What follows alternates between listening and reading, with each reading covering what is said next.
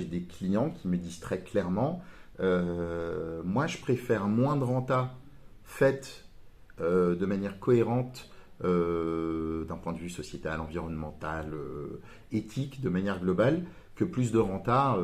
Aujourd'hui, tu vois, si tu investis dans l'armement, tu peux te faire des rentabilités de fou. Ben, il y en a, ils s'en foutent de la C'est sûr. rentabilité Oui, parce que de fou. parce qu'il y a Ça, la- ouais, il y a non, l'éthique aujourd'hui qui est beaucoup, exactement, c'est au cœur des exactement. débats, l'éthique. Vraiment. Exactement. Et que en matière financière aussi, tu retrouves cette problématique-là qui, je pense, vient s'infuser dans plein de pans de la vie business. Et pourquoi pas? Pourquoi pas finalement? Mm. Non, c'est vrai. Je sais qu'il y a cette question d'éthique, ça c'est sûr, Hmm. qui a beaucoup été amenée par ma génération, effectivement, et par ceux qui arrivent, et qui se propagent partout. Finalement, c'est assez. Hmm. Enfin, moi, j'ai parlé avec pas mal de gens en conversion, par exemple, de 30-40 ans, qui ont revu leur façon de voir le métier, Hmm. d'aborder la notion de travail, d'aborder leurs aspirations. Maintenant, ils veulent faire des choses qui les intéressent. Ouais. Alors, effectivement, pas payer peanuts, hein, ça quand même. Bah, tant qu'à Parce faire, que bon, faut bien manger, quoi. moi, je vais me faire kiffer, mais si je peux m'acheter un petit truc à 500 balles derrière sans pleurer, Ouais. je suis content, tu vois. Hein, faut pas, enfin, voilà. C'est pour ça que je dis, j'essaye de remettre un peu la notion de business devant aussi, de dire, bah oui, effectivement, on veut tous faire ce qu'on veut faire dans la vie, mais en plus, on veut le faire bien payé, tu vois. Ouais. Mais j'ai une conviction forte que je me suis construit depuis que moi j'ai démarré.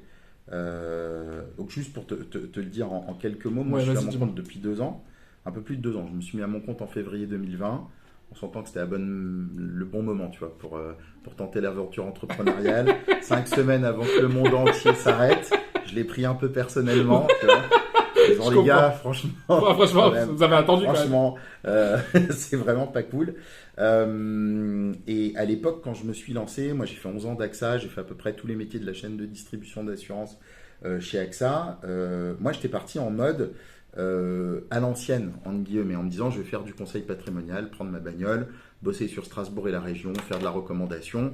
Voilà, c'était ça mon idée. Et puis le Covid arrive, impossible de bosser comme ça, impossible de prendre sa bagnole pour aller voir les gens, impossible de rencontrer même les gens qui sont à 5 mètres de toi. Donc, Ouais, c'est clair.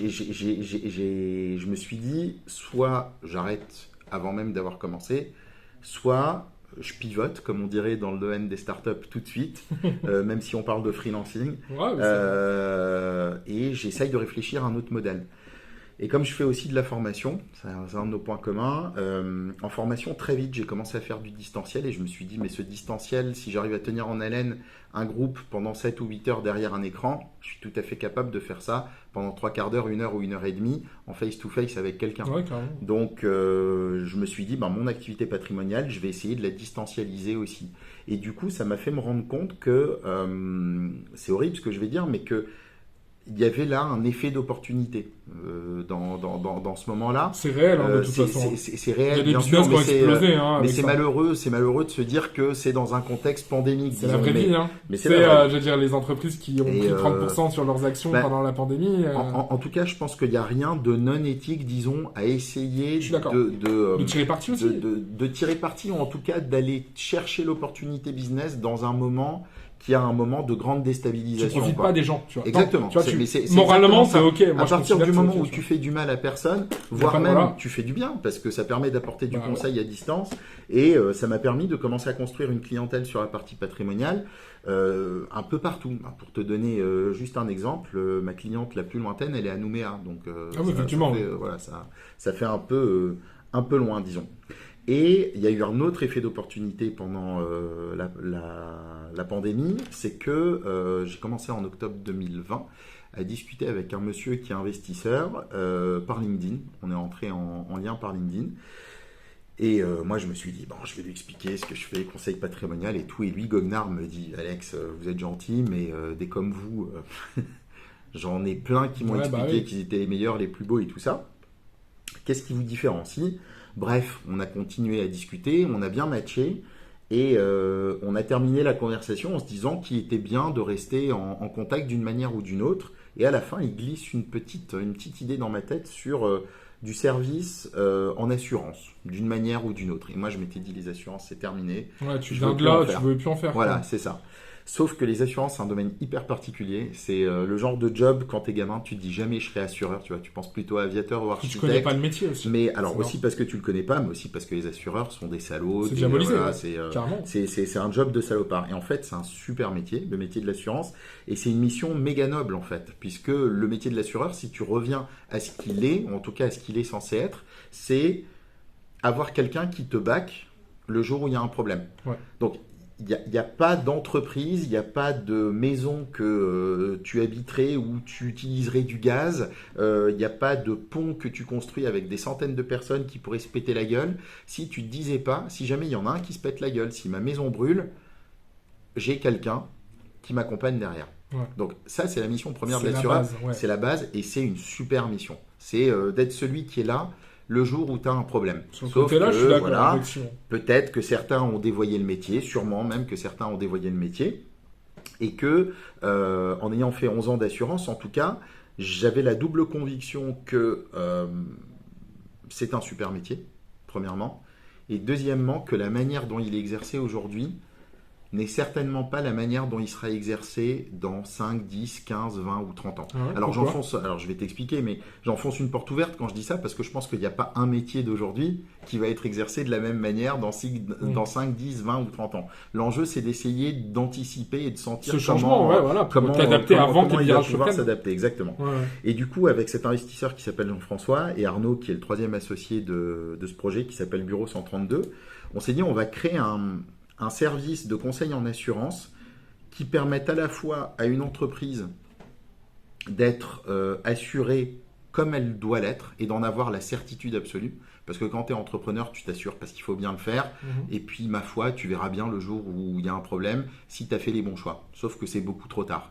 On l'a vu pendant le Covid, les restaurateurs qui étaient vénères de se rendre compte qu'ils n'étaient pas assurés en cas de pandémie.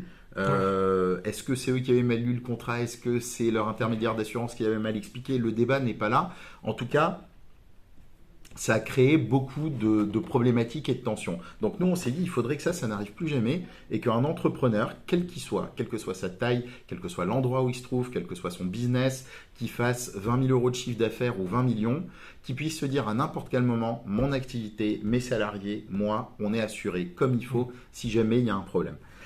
Et le deuxième sujet, c'était que justement des assureurs, ou en tout cas des intermédiaires en assurance qui savent faire le métier, il y en a plein, des super professionnels, des gens qui donnent toutes les lettres de noblesse qu'il faut au métier de l'assurance, il y en a plein sur le territoire. Leur problématique, c'est peut-être de rencontrer les entreprises à qui ils pourraient faire les bonnes propositions. Ils ont soit pas les moyens financiers, soit pas les moyens matériels, soit pas la connaissance de ces boîtes qui sont en demande d'une assurance de qualité pour pouvoir leur faire des propositions. Donc le service qu'on a créé, c'est un service qui permet à une boîte de nous contacter par visio. On va qualifier le besoin, on parlait tout à l'heure de l'importance de l'humain. Enfin, nous, on se dit que l'humain, on le règle avec le fait d'avoir une relation face-to-face avec quelqu'un au travers d'un écran de caméra. Parce que parler en visio, c'est pas la même chose que se parler au téléphone. Tu crées quand même de la relation, tu crées de la confiance, tu crées de la réassurance, sans mauvais jeu de mots. On va qualifier le besoin de l'entreprise, récolter l'ensemble des pièces qui sont nécessaires, sauf que ce n'est pas nous qui allons lui proposer quelque chose, c'est le réseau de courtiers partenaires qu'on a constitué et qu'on continue continuellement à constituer partout sur le territoire français. Et on va leur mettre à disposition les éléments qu'on a recueillis auprès de la boîte, en disant voilà, l'entreprise Steven Klinger est à la recherche d'une nouvelle responsabilité civile professionnelle, elle veut assurer ses salariés, faites les propositions si vous voulez. Et tous les courtiers qui le souhaitent font une propos. On va toutes les réunir, toutes les collecter, toutes les analyser pour sélectionner les meilleurs. Donc, pour la boîte, on est finalement un accélérateur de temps, d'expertise. Parce que la boîte nous dit, tenez les gars, moi j'y comprends rien, regardez pour moi ce qui est possible, aidez-moi. En fait, on dit souvent que les entreprises de demain qui sont les plus rentables, c'est celles qui répondent à un pain point. Ben nous, on répond à un pain point de ouf en fait. Les assurances, ça fait chier tout le monde. Donc on dit, filez-nous tous les éléments et on va aller chercher ce qui vous correspond le mieux. On présente à la boîte les meilleures propositions et on va la mettre en relation avec le ou les courtiers qui auront fait les propositions qui lui conviennent le mieux. Ok. Comment tu te rémunères là-dessus? Je vais t'expliquer tout de suite. Juste un point. L'avantage pour la boîte, c'est donc qu'elle nous a confié les clés du camion, elle a gagné du temps et surtout elle a gagné de l'expertise puisque elle a, par notre intermédiaire et par la sélection qu'on a faite, l'assurance du fait que en tout cas à l'instant T, on a trouvé mieux. Toi, si tu vas chercher en direct, tu vas aller voir un courtier, deux courtiers si tu as le temps, tu vas pas savoir dire le contrat, tu vas dire bon, ça a l'air moins cher, ou oh, tiens, ça a l'air de correspondre, et puis tu vas faire, et puis tous les ans, on se fait une petite bouffe, on fait le point sur le contrat. Nous, en fait, on augmente ça de manière exponentielle, sur 5, 10, 15, 20 propositions, ce que tu ne feras jamais toi-même. Quand tu vas voir un courtier en crédit, quand tu vas emprunter, ton courtier, tu le payes parce que c'est lui qui va aller faire le tour des banques pour toi et revenir en te disant voilà ce qui correspond le mieux à ton besoin, le taux le plus intéressant, la garantie d'assurance à coller qui est la plus intéressante, et tu le rémunères pour ça. Ouais.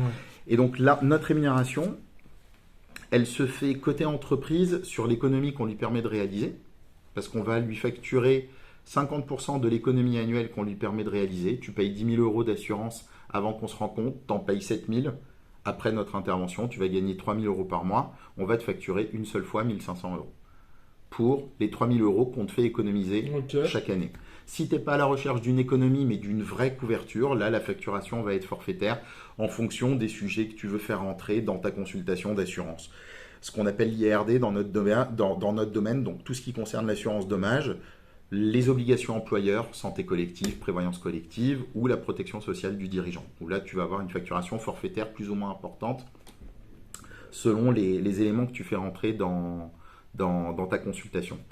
Et côté courtier, on se rémunère de deux manières. Les courtiers de la plateforme Bureau 132 payent un abonnement pour pouvoir accéder, parce que pour les courtiers, on est une solution de prospection, puisque c'est nous qui faisons venir la masse quelque part, le flux régulier d'entreprises qui sont en demande d'assurance.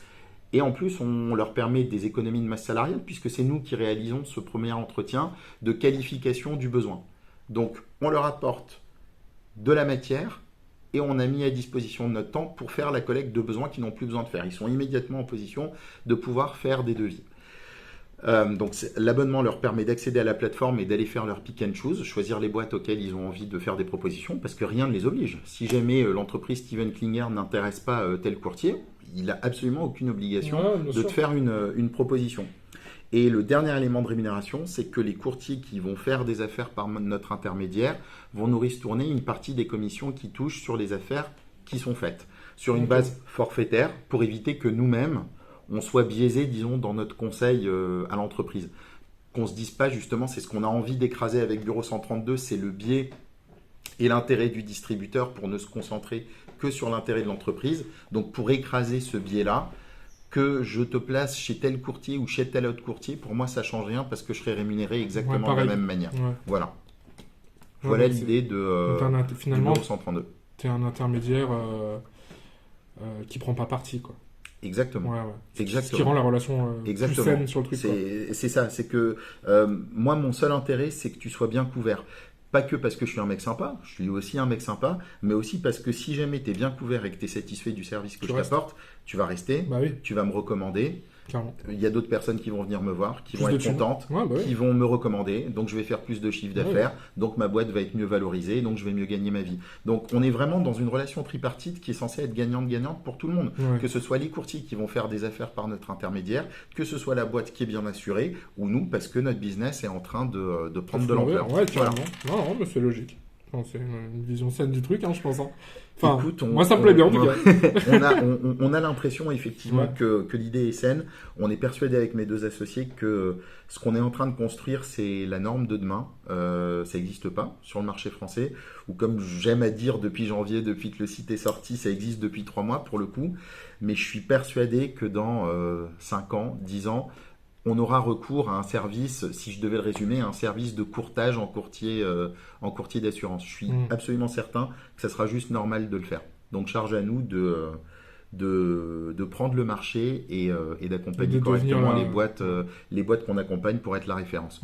Là pour l'instant c'est facile l'être, on n'a pas de concurrent, donc on est la référence, mais la référence sur un micro-marché, charge à nous de le rester sur le marché quand il va grandir. Et ça, c'est une de tes activités. Tu en as une autre à côté? Ça, c'est une de mes activités. Effectivement, je continue à faire du conseil patrimonial. Premièrement, parce que j'adore ça. J'adore la relation à l'autre. Et que, en plus, quand tu parles de conseil patrimonial, si tu veux bien faire le job, Tu peux pas juste te contenter de parler de chiffres. Tu rentres Dans dans l'intimité de la l'intimité personne aussi, exactement ouais, de la bien personne sûr. que tu accompagnes. Un rôle de conseil quand même, vraiment. Et exactement. Et qu'en plus, je suis persuadé que dans le cadre du lancement d'un projet très digital, même s'il se veut avoir une couleur humaine aussi, mais qu'en tout cas, dans ce projet très digital, ça n'a véritablement de sens que si je garde moi-même un pied dans la relation de proximité dans le conseil patrimonial. Bah, on reste De sur ce se qu'on nourrir. disait tout à l'heure, sur le côté que le numérique doit être un outil. Exactement. Et ça se. C'est exactement ça. Le numérique doit être un outil et pas une fin en soi. Donc, Mm. tu vois, mon métier de conseiller patrimonial, je le fais autant en physique avec des gens qui viennent au bureau que par visioconférence distance, ouais. avec des gens. Et là encore, tu vois, c'est une manière de pouvoir accompagner et donner du conseil à des gens à qui j'aurais pas l'opportunité de le faire ou qui n'auraient pas l'opportunité de bénéficier de mes conseils si on n'avait pas tous collectivement compris que la distancialisation des relations n'était pas qu'une mauvaise nouvelle. Et puis c'est génial aussi quand tu rencontres quelqu'un à distance, à un moment donné, de se rencontrer, de se rencontrer Ouais, en bah, vrai. clairement. Et la troisième activité que j'ai, ça doit être mon côté un peu hyperactif comme toi, c'est la formation. D'accord, ok.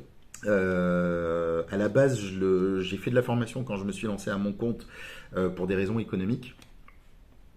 Parce que dans le conseil patrimonial, la particularité du conseil patrimonial, c'est que c'est une activité rémunératrice dans le temps. Alors que la formation, c'est exactement l'inverse. C'est une activité qui te rémunère immédiatement, mais sur laquelle tu ne crées pas de récurrence. Donc dans mon modèle de départ, je me disais, pour ne pas mettre le couteau sous la gorge des gens que je rencontre en leur disant signez, parce que sinon, moi, j'ai pas de quoi bouffer demain, pour pouvoir vraiment être au rendez-vous du conseil et donc ne pas être trop pushy avec les gens que je rencontre, il faut que j'ai une source de revenus par ailleurs. Et c'est comme ça que je suis allé sur la formation. Parce que c'est aussi un truc que j'aime beaucoup, transmettre. J'en ai marre de le faire par ordinateur. Heureusement, ça se fait de moins en moins. On a repris les sessions en physique. Là encore, tu vois, c'est aussi très paradoxal.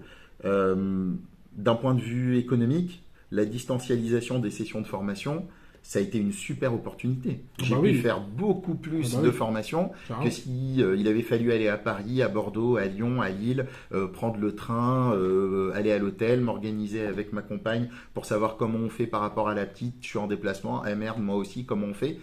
Là, pas de problème. Tu es devant ton ordi à 9h, tu termines à 17h, 17h30, tu peux aller déposer ton gamin, le chercher, il n'y a pas de sujet. Mais à un moment donné, ça fait péter un câble. Il faut voir les gens en vrai, les voir réagir. Moi, je suis d'accord. Sur la formation, c'est vrai que moi, je préfère aussi faire de la formation en présentiel que de le faire à distance. Parce que c'est plus vivant, déjà. Déjà, c'est moins soporifique parce qu'elle a un écran, c'est chiant. T'as pas l'excuse de la caméra qui marche pas ou du micro qui. Je suis désolé, ça marche pas. C'est dingue le nombre de problèmes techniques. Les gens sont dans leur lit, ils ont pas envie. Tu crois vraiment que c'est ça? Oui. Oui. Non, mais évidemment que c'est ça. Évidemment. Mais attends. Et puis ceci dit, à l'heure des charges, c'est vrai que quand tu as une session de formation où tu as 15 ou 20 personnes connectées, si tout le monde a la cam et le micro allumé, t'as plus de bande passante, c'est le bordel. Enfin. Donc j'étais très heureux de reprendre en présentiel. Même si là, de la formation, aujourd'hui, j'en fais beaucoup moins qu'avant parce que les journées ne font que 24 heures. J'ai une vie de famille que j'ai envie de soigner. Donc là, aujourd'hui, je me concentre de manière très très forte sur Bureau 132 et sur le conseil patrimonial aussi et la formation que je mets un peu plus de côté pour l'instant. C'est intéressant de pouvoir parler à quelqu'un qui finalement travaille avec de l'argent, parce que c'est aussi ça, travaille sur la notion d'argent. C'est quoi ton avis, toi, sur le relationnel, que les gens, la relation gens-argent, tu vois? Parce que tu sais, en France, il y a ce tabou de l'argent. Faut pas dire combien on gagne. Quand t'as trop d'argent, ça va pas. Quand t'en as pas assez, ça va pas. Tu vois, c'est vrai, quoi. C'est vrai, t'as raison. Il y a beaucoup de pudeur liée à l'argent en France. Est-ce que tu retrouves ça avec tes clients, par exemple? Alors, c'est évidemment un verrou qu'il faut faire sauter. Non pas pour moi ou par curiosité malsaine, mais si tu te targues de vouloir accompagner quelqu'un, si tu pars sur des bases chiffrées qui ne sont pas les bonnes et qui sont à peu près parce qu'il y a une pudeur sur le sujet, ton conseil, il est forcément approximatif. Chiffre approximatif, conseil approximatif. Et en matière de conseil patrimonial, tu as deux éléments immuables. Le premier, c'est que si tes chiffres ne sont pas précis, ton conseil, il est mauvais. Ouais. C'est-à-dire, si le conseil est approximatif, en fait, il est mauvais. Ouais, ouais. Un conseil approximatif, c'est un mauvais conseil. Si à l'école, on t'avait dit 2 plus 2 égale à peu près 4, Ouais, c'est vrai. non, 2 plus 2 égale 4. Ça, c'est le premier postulat. Et le deuxième, c'est qu'un conseil de qualité, c'est un conseil qui évolue. On se marie, on divorce, on fait des gosses, d'un premier, d'un deuxième lit, il y a un décès, on hérite, on rédige un testament, on change de job, on était salarié, on devient freelance. Donc, mettre en place une super solution à l'instant T, c'est top, mais si tu la suis pas dans le temps, c'est sûr qu'elle devient naze. Donc, si tes chiffres sont pas bons, parce que tu n'as pas réussi à faire comprendre à la personne qui est en face de toi son intérêt de te transmettre des chiffres qui soient les bons, et si tu ne la suis pas pour réactualiser sa situation et ses fameux chiffres, ton conseil, il est out d'office. Donc, tu as raison, on est dans un pays où c'est hyper compliqué de parler argent, mais à partir du moment où tu noues cette relation de proximité et de confiance, ça devient plus un sujet. C'est aussi pour ça que moi, dans mon job, le premier entretien avec quelqu'un, quand on parle conseil patrimonial, on parle pas chiffres, on parle de qui tu es. Ouais. Qu'est-ce que tu fais et à la fin de l'entretien, si tu le sens, si je le sens, parce qu'il faut qu'on se choisisse Faut que ça soit mutuellement, clairement. à ce moment-là, on refixe un deuxième rendez-vous, on va parler chiffres et on va rentrer dans le dur, entre guillemets. Mais le premier entretien, ça sera toujours un entretien d'échange pour se sentir, se jauger et savoir si on a envie de se suivre dans le temps, quoi. C'est marrant parce que finalement, tu as une approche qui est très similaire au freelance, tu vois, par exemple, au freelancing. C'est-à-dire que on choisit ses clients avec qui on a envie de travailler, on noue une relation de confiance, c'est ce qu'il faut, de toute façon, pour n'importe quel travail. Je considère qu'il faut avoir confiance en l'autre, c'est sinon clair. On n'avancera jamais. Parce que la confiance, elle est quand même très utile, surtout quand ça se passe mal. Parce que sinon, on se retourne vite contre l'autre. Moi, je trouve ça, c'est la vision que j'en avais, en tout cas, en apparence. Comment tu définirais ce métier-là pour la partie, en tout cas, gestionnaire de patrimoine? Ouais. C'est quoi pour toi c'est quoi la gestion de patrimoine, en fait? Wow. Est-ce que c'est faire gagner de l'argent à quelqu'un? Est-ce que il y a une notion de placement, de construire des projets? Qu'est-ce que c'est en vrai? Ok. Alors, là, tu me poses une question. Franchement, on pourrait y être encore demain matin. Mais je vais essayer de résumer ma pensée. Vas-y. La notion de gestion de patrimoine, c'est une notion qui veut plus rien dire. Tu disais quand on démarrait notre entretien, aujourd'hui tout le monde se prétend marketeur. Ouais. Tu mets dans ce terme-là de tout, de rien et tout ça. La gestion de patrimoine, c'est exactement la même chose. Tu vends de la défisque immobilière, tu es gestionnaire de patrimoine. Tu es conseiller bancaire, tu es gestionnaire de patrimoine. Tu es assureur itinérant, tu es gestionnaire de patrimoine. Enfin, le terme ne veut plus rien dire. Donc, moi, déjà, je vais te donner ma définition. Ouais. Ça sera un bon début. Déjà, moi, je ne suis pas gestionnaire de patrimoine, je suis conseiller patrimonial. D'accord. C'est quoi pas la la même différence? chose. Alors, c'est très personnel. Mais pour moi, un gestionnaire de patrimoine, dans ce terme-là, il y a quelque chose d'excluant. Qui dit gestion de patrimoine, dit qu'il y a un patrimoine existant, puisqu'on le gère. Oui. Ok ? Moi, je considère que mon job, c'est pas que gérer, c'est aussi aider à la constitution du D'accord. patrimoine. Donc, comment déjà on constitue le patrimoine, puis ensuite comment on le gère, certes, et à la fin comment on le transmet, que ce soit de son vivant ou au moment de son décès. Donc, ça ne veut pas dire que j'ai quelque chose contre les millionnaires et les milliardaires, il n'y a aucun problème, ils peuvent venir me voir, je trouverai comment les accompagner, il n'y a pas de sujet. Mais j'aime aussi beaucoup accompagner quelqu'un qui est au début de l'histoire. Donc ça, c'est la première raison pour laquelle je ne me définis pas comme un gestionnaire de patrimoine. Ok, cohérent. La deuxième, c'est que comme je suis conseiller patrimonial, ça signifie que je ne suis lié par aucune compagnie et que j'ai une vision large de la notion de patrimoine. Je te donne un exemple concret. Quelqu'un qui vend de la défisque immobilière, il va dire que l'assurance vie, c'est de la merde. Normal, il n'est pas payé pour ça. Quelqu'un qui vend de l'assurance vie, il va dire que l'immobilier de défisque, c'est de la merde, puisqu'il n'est pas commissionné et pas payé pour faire ça. Donc encore sur cette neutralité, quoi, finalement. Exactement. Ouais. C'est que si tu veux faire du conseil patrimonial global, cohérent, objectif, il faut que tu sois en capacité, de pouvoir proposer tout ce qui correspond à l'idée de la constitution, de la gestion, de la transmission du patrimoine, que ce soit d'un point de vue financier ou immobilier, qui sont les deux mamelles, disons, du patrimoine. C'est le premier élément. Et le deuxième, c'est aussi d'être conscient de ta limite. Je te donne là encore un exemple très concret. Quand j'accompagne quelqu'un sur de l'immobilier, le courtage en crédit, c'est pas mon job. Je pourrais le faire, j'ai les habilitations pour, mais je suis nul pour le faire. Donc, je travaille avec des partenaires sur le sujet. Quand il faut constituer une société, une SCI par exemple, je ne sais pas rédiger des statuts de SCI. Donc, j'ai des interlocuteurs dont c'est le métier. Donc, c'est ça le conseiller patrimonial. D'accord. C'est à la fois quelqu'un qui n'a pas plus d'intérêt à te proposer ci ou ça, parce que lui, ce qu'il veut, c'est t'accompagner dans le temps, et qui est aussi conscient de ce qu'il ne sait pas bien faire, mais qui par contre sait constituer un réseau de partenaires dont c'est le métier, dont c'est l'expertise. Ok, d'accord. Voilà. Donc c'est bien s'entourer sur tes faiblesses finalement. Exactement. Et, En fait, je suis un chef de projet, si tu veux. Ouais, non, mais c'est plutôt un comme ça que coordinateur, je vois mon finalement. job. Exactement, Ouais. je suis un coordinateur. Ouais. C'est exactement ça. Comment t'en es arrivé là, à faire ça? Parce que c'est, comme Ouais. tu disais au début, c'est pas, alors t'as fait de la science, etc. Mais Ouais. effectivement, comment tu te dis, c'est vers là, parce que c'est un métier méconnu en vrai, tu vois. Tu vois, effectivement, tu parlais de tout le monde veut être astronaute, policier, quand ils sont jeunes. Comment t'es arrivé là-dedans? Alors, à la gestion de patrimoine ou l'assurance? La gestion de patrimoine. Ok. La gestion de patrimoine, parce que en fait, moi, je suis un faux assureur. Alors, un faux assureur, c'est pas le bon terme, mais j'ai travaillé donc chez AXA pendant 11 ans. Mais par contre, j'ai toujours travaillé dans une branche d'assurance qu'on appelle l'assurance de personnes. Qu'est-ce que ça veut dire? Ça veut dire que le métier le plus connu de l'assurance, c'est l'assurance dommage. Assurer ta maison, ta voiture, ta trottinette, ton scooter. Ça, j'ai jamais fait. Moi, j'ai toujours travaillé en assurance de personnes, tout ce qui concerne la santé, la prévoyance, la retraite ou l'épargne. Donc, je viens plus ou moins de ce monde de la gestion patrimoniale prise à sa périphérie, si tu veux. Parce que la prévoyance, c'est comment on n'attaque pas le patrimoine si jamais on est en arrêt de travail, en invalidité ou s'il y a un décès prématuré. La retraite, c'est comment je pallie au manque de revenus que j'aurai quand j'aurai 2 fois moins de revenus, mais 52 semaines de vacances par an.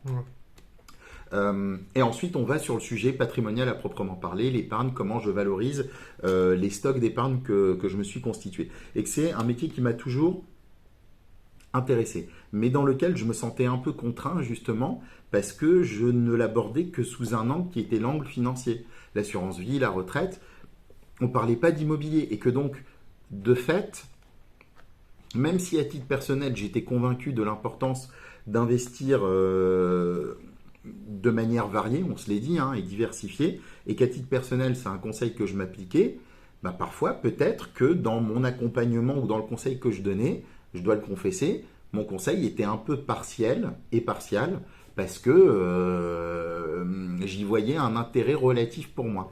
Et rapidement, je me suis dit que c'était pas tenable comme position pour une question éthique et aussi malgré tout pour une question financière. C'est ce qu'on se disait tout à l'heure sur Bureau 132. Un client content, c'est un client qui recommande et donc qui parle de toi en bien à d'autres clients. Donc je me suis dit à un moment, après avoir fait de la formation, de la commercialisation, du recrutement, de l'animation, du management, maintenant je fais les choses à ma manière.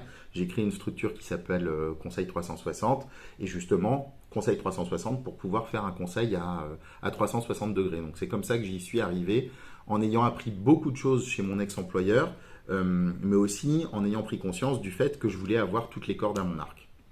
Et, excuse-moi, pour que ma réponse soit complète, le faire de manière indépendante, à la fois vis-à-vis d'une marque, mais aussi en termes de statut. Parce que quand tu travailles pour une marque, à un moment, tu représentes les intérêts de la marque. Et si tu le fais sous un statut indépendant, c'est aussi la garantie, comment je pourrais te dire ça, à mon sens, c'est la garantie que le conseil apporté est un conseil pérenne. Parce que le jour où tu fais n'importe quoi, c'est toi qui es en première ligne avec ton client. Donc ton intérêt, c'est que ton client ne soit jamais mécontent. Quand j'étais commercial salarié, je savais que j'étais là pour 2 ans. Donc à la limite, que je fasse, c'est ce qui se passe en banque aussi d'ailleurs, avec un conseiller qui reste 2 ans, 3 ans, quand il dit c'est la semaine du PEL, il fait du PEL, il s'en fout, parce que le jour où il y aura un problème, il sera plus là, soit il sera dans une autre banque, soit il fera un autre métier, soit il aura évolué. Et ça pour moi c'était véritablement problématique, parce que on peut dire ce qu'on veut, quand tu fais un métier en te disant dans 2 ans je suis plus là, tu le fais pas de la même manière que si tu dis moi je veux toujours être là dans 10 ans, dans 20 ans ou dans 30 ans. C'est mécanique, c'est humain, et c'est normal. Je ne jette pas du tout la pierre à mon ancien moi ou à mes actuels moi qui sont mes anciens moi. Je te suis. Je te remercie. C'est cool. C'est cool. Et Donc finalement, ça revient à prendre ses responsabilités. Exactement. Ouais, c'est ça. C'est exactement ça. C'est que c'est la notion en anglais d'être accountable, Ouais. de prendre ses responsabilités et de finalement tu prends position aussi et tu dis bah voilà je m'engage personnellement à ça. C'est exactement ça. Toujours dans cette neutralité que Ouais. voilà t'as l'air de chérir et qui moi en tout cas me semble assez convaincante pour un milieu comme ça. Alors je dirais juste, excuse-moi, je dirais plus objectivité que neutralité. Oui, parce ouais. que tu prends Parce que je enfin, prends oui, position. oui. Je prends position pour le T'as compte des raison. personnes que j'accompagne, Bien sûr. mais je prends position de leur point de vue. Pour leur intérêt à mais eux, voilà, et pas mais pour j'ai le un tien. parti pris Ouais. qui est celui de les accompagner au mieux au regard de leurs propres intérêts. Bien sûr. Mais de manière objective, parce que moi, j'ai pas plus intérêt à aller vers telle ou telle solution. Ouais. Non, mais c'est vrai que c'est le terme Ouais, est mieux. Ouais. quand j'étais chez AXA et que je tombais sur un contrat de la concurrence qui était objectivement meilleur, ben, c'est quand même un sacré putain de numéro de claquette que d'expliquer pourquoi il faut venir chez toi. Ben, j'ai plus envie de faire des claquettes, tout simplement. Ouais. Ouais, non, mais c'est ce qu'on disait un peu hors cam tout à l'heure aussi. C'est ça. Sur le côté choisir c'est renoncer. Tu prends parti, tu perds des gens, mais t'en gagnes aussi qui te sont déjà plus fidèles dès le départ aussi. Parce que ils savent comment tu fonctionnes, Complètement. comment tu proposes tes services aussi. Et ça te fait perdre moins de temps aussi, en fait, finalement, sur le long terme.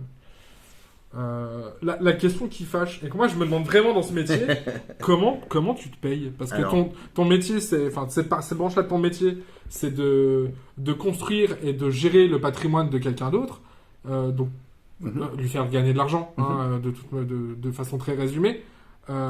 Comment t'en prends, en fait, justement, de l'argent? Ouais. Tu as deux modèles de rémunération dans ce métier. Soit tu rémunères ton conseil, soit tu rémunères la mise en place de solutions. D'accord. Donc quand tu rémunères ton conseil, tu fais une étude patrimoniale et puis tu dis voilà, moi je vous préconise de faire ci, ça. Et puis tu factures 1000, 2000, 3000, 5000 Ok. euros en fonction de la dimension de l'étude que tu as faite. C'est par an, c'est...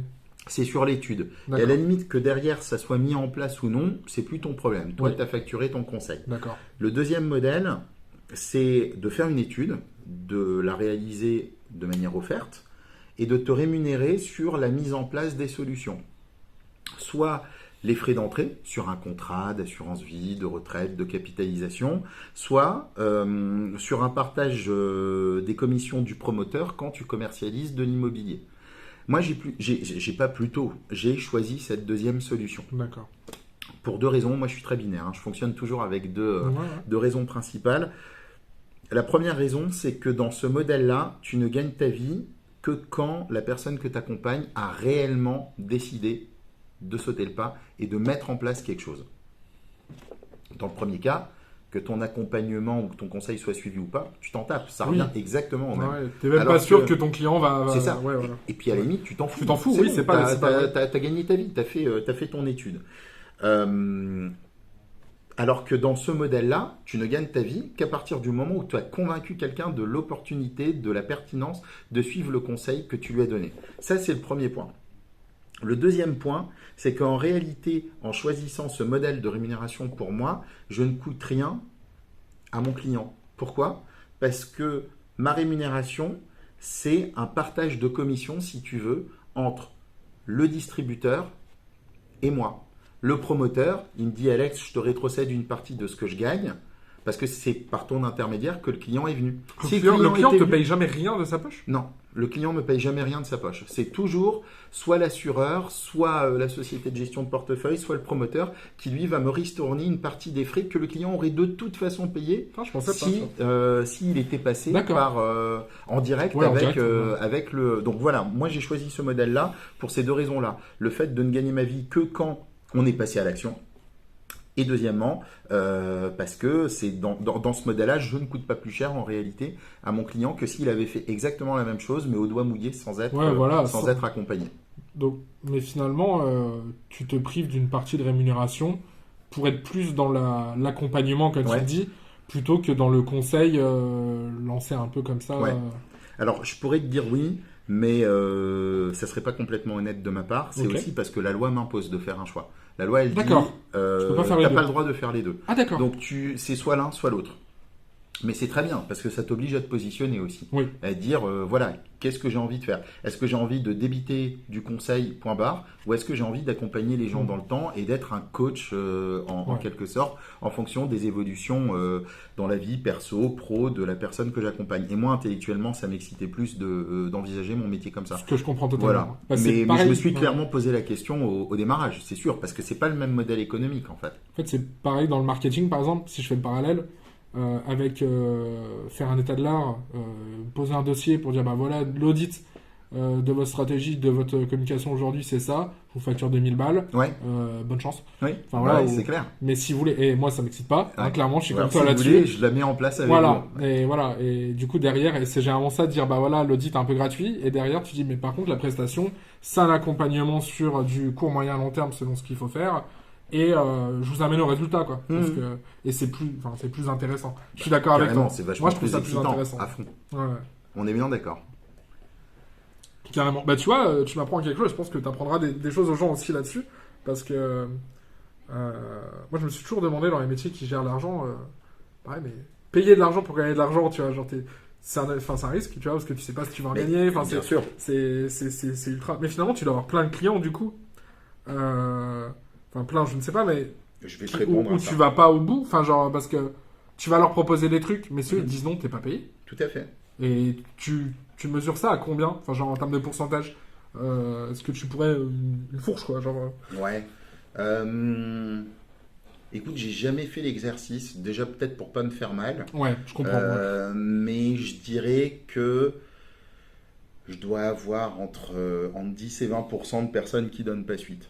Oh, j'aurais vu plus, moi. Mais en même temps, c'est pas illogique qu'il y en ait si peu. Ah ouais. Je pense. Hein. D'accord.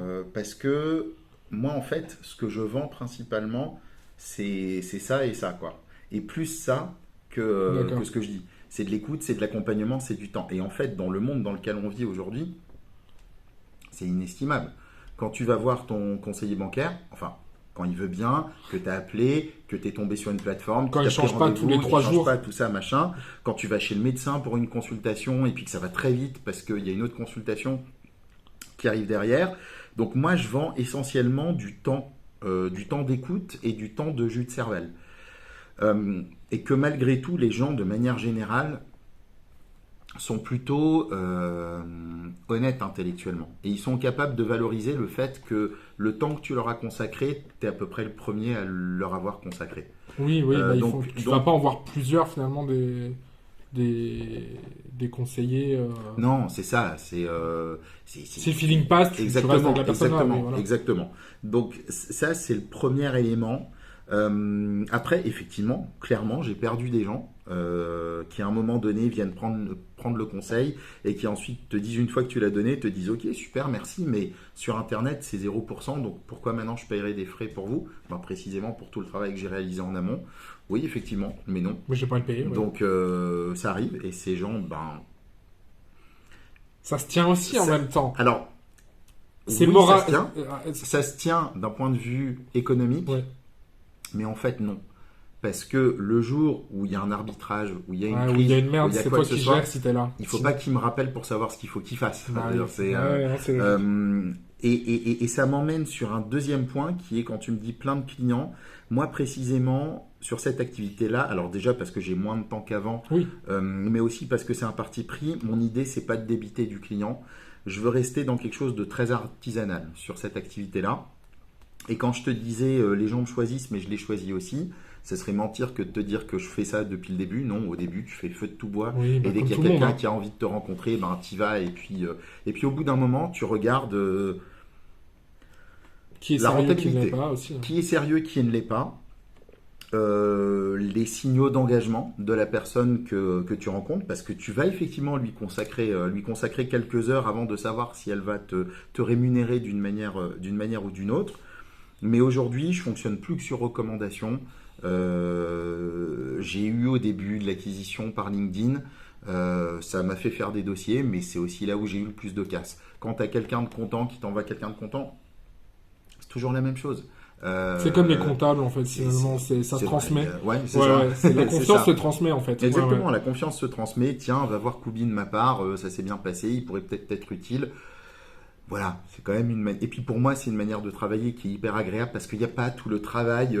Tu disais tout à l'heure que tu étais un bon commercial, mais enfin, que tu étais un bon vendeur, mais pas un bon commercial. Du tout. Moi, la prospection, ça m'emmerde aussi. C'est là où tu as de la casse, c'est là où tu consacres du temps. Et finalement, c'est pas là où tu fais ton job. Ton job de conseil, à chaque fois que tu es au téléphone ou que tu envoies des mails en mode s'il vous plaît, il me faudrait un peu d'activité, ben, tu n'es pas en train de faire ce qui te fait kiffer. Donc, moi, je me suis affranchi de tout objectif en nombre de rendez-vous, en minimum de placements, pour me dire, moi, je me consacre sur une typologie de clients, c'est les clients qui viennent de la part d'eux. Voilà. Ok, d'accord. Ok. Bah oui, tu prends moins de risques. Tu minimises en tout cas les risques. Je minimise mon risque et puis je pars du principe que les gens bien connaissent des gens bien. Alors si moi je rencontre quelqu'un de bien, voilà, il est recommandé par moi-même. Oui, voilà. Du coup, ça passe. Mais quelqu'un qui vient ad hoc, j'ai eu un super cas par LinkedIn justement. Un type qui prend contact avec moi en mode, il faut que je fasse quelque chose pour ma retraite. J'ai fait une étude, tout ça. Le mec était acheteur presque, tu vois, avant même. Et puis je lui ai fait une étude, j'ai fait des projections, je lui ai fait des propositions. C'était en novembre 2020, si mes souvenirs sont bons. Je ne sais toujours pas s'il va donner suite. D'accord. Mais quand je te dis je ne sais toujours pas, évidemment qu'il ne va pas donner suite. Mais ce que je veux dire, c'est que derrière, il n'y a plus de son, plus d'image. Ça répond plus aux mails, ça répond plus au téléphone, tout ça, machin. Ça, au-delà de l'aspect business, parce que ça fait partie du business en fait, des fois de travailler pour rien, c'est tout à fait normal. Mais là, ça va bien au-delà. Dis-moi non, en fait. C'est juste une question de respect à un moment donné. Dis-moi non, il n'y a aucun problème. Moi, je dis non aussi quand on me fait des propositions et qu'elles ne conviennent pas, et j'ai aucun problème avec ça. Mais juste dis-le moi parce que en fait, c'est dégueulasse de faire ça fondamentalement. Non, je comprends. Voilà. Non, je comprends. Donc toujours très sain en fait finalement très naturel dans ta façon de communiquer aussi et dans ta façon de gérer ton business quoi. Oui. Alors ça tu vois pareil, mais c'est un truc, je dois dire que j'avais la chance de le faire quand j'étais chez AXA aussi.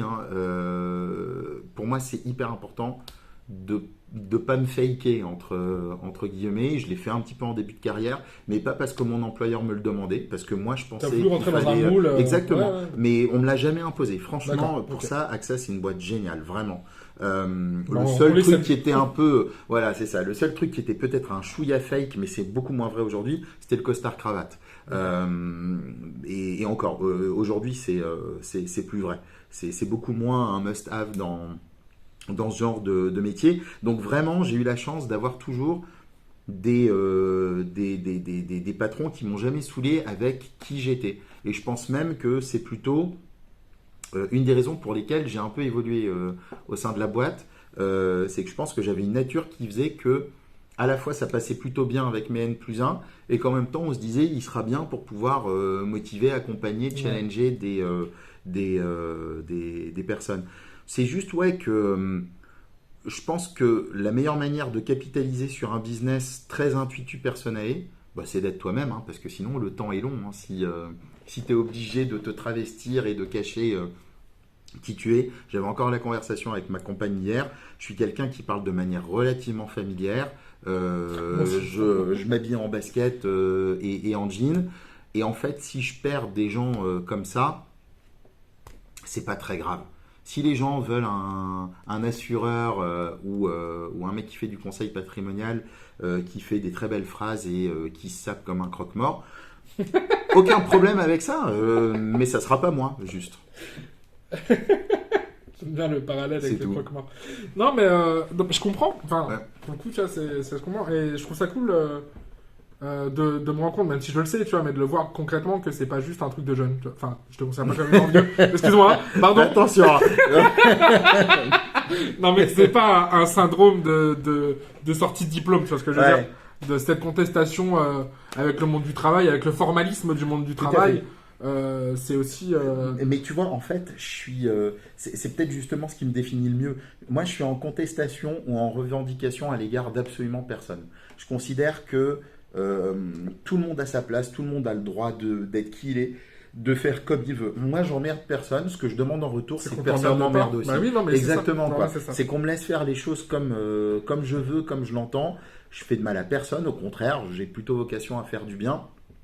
Et si ma manière de faire ne convient pas à certains, j'ai aucun problème avec ça. Mais qu'on vienne pas m'expliquer comment il faut que je fasse. Et je touche du bois. Ça fait longtemps que ça m'est plus arrivé. Et une des raisons pour lesquelles je me suis mis à mon compte, c'est aussi pour me permettre le luxe à un moment, même si c'est pas complètement vrai et qu'au début tu es obligé d'accepter des Bien choses. sûr, bien sûr. Il y a la réalité aussi. Voilà, il y a Bien une sûr. réalité économique qui fait que quand tu lances un business, quel qu'il soit, il faut que tu fasses ta preuve, il faut que tu montres et que tu acceptes des choses au démarrage que tu n'accepteras pas 6 mois, 1 an, 2 ans, 5 ans et 10 ans après. Mais malgré tout, c'est le luxe de l'indépendant, c'est de n'être inféodé à la politique commerciale de personne d'autre que lui-même, au bout d'un moment. Et même les fois où j'ai dû baisser ma culotte pour pouvoir faire des affaires, je l'ai fait parce que c'était mon choix. Et pas parce qu'on m'a dit, Alex, il faut baisser la culotte. Si je la baisse, c'est parce que moi j'ai décidé de le faire. Encore la notion de responsabilité. Exactement. Tu peux t'en prendre qu'à toi-même dans tous les cas. En fait. Exactement, Ouais. exactement. La réussite, c'est la tienne, l'échec, c'est le tien. Et c'est aussi une des choses qui me plaît à mort dans l'indépendance.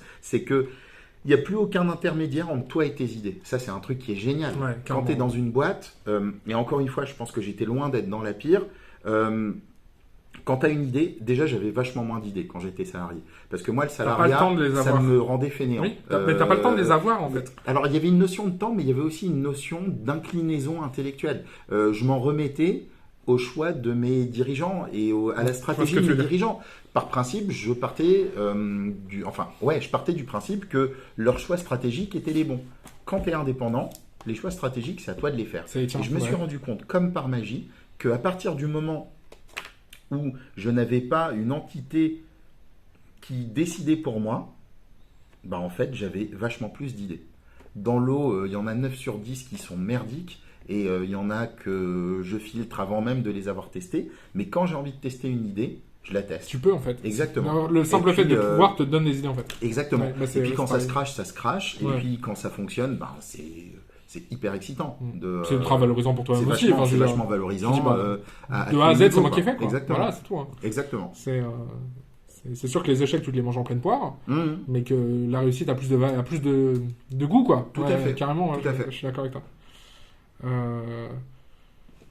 Est-ce que... Alors, tu réponds pas, bien sûr, évidemment. Vas-y, dis-moi. Est-ce que tu as des objectifs d'argent dans la vie?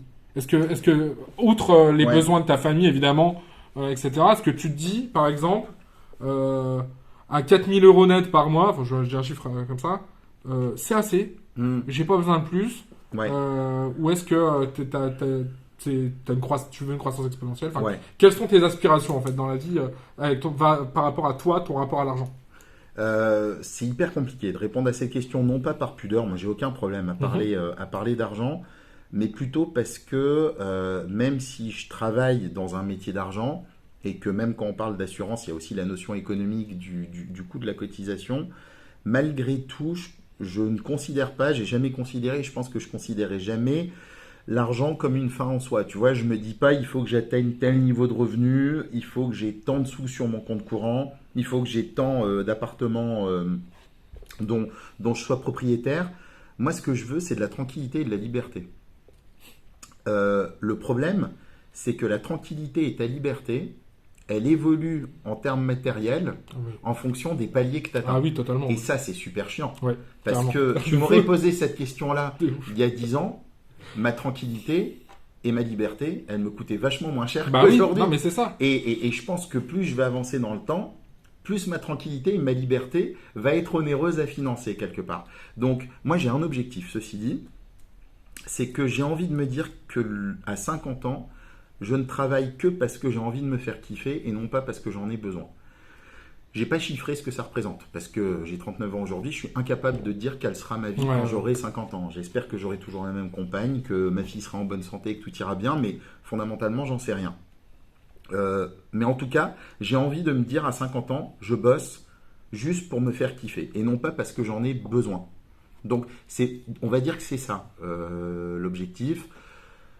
Après, à combien de milliers d'euros ou combien de dizaines de milliers, centaines de milliers ou millions d'euros de stock patrimonial ça correspond, j'en ai aucune idée. Donc, L'idée, c'est aussi, pour les conseils que j'applique aux autres, autant se les appliquer à soi-même, de se mettre en ordre de marche pour que ma constitution patrimoniale, elle tende vers le fait qu'à 50 ans, je sois en capacité d'être complètement libre dans mes choix de vie et de carrière. Ouais, indépendamment de ce que je pourrais facturer, quoi. Exactement. Ok. Exactement. Bah, merci d'avoir pris le temps Mais je t'en prie. et de m'avoir accueilli dans ton Merci à toi bureau. d'être venu.